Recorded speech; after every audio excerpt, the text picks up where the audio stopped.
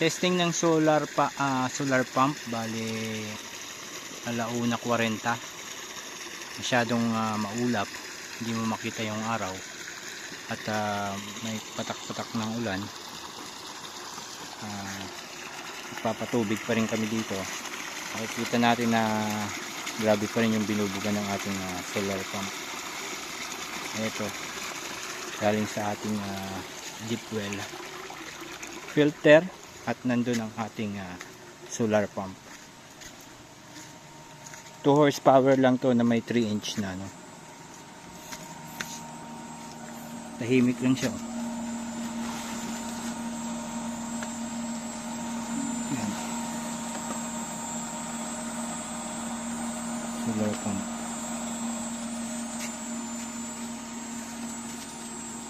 Yan lang.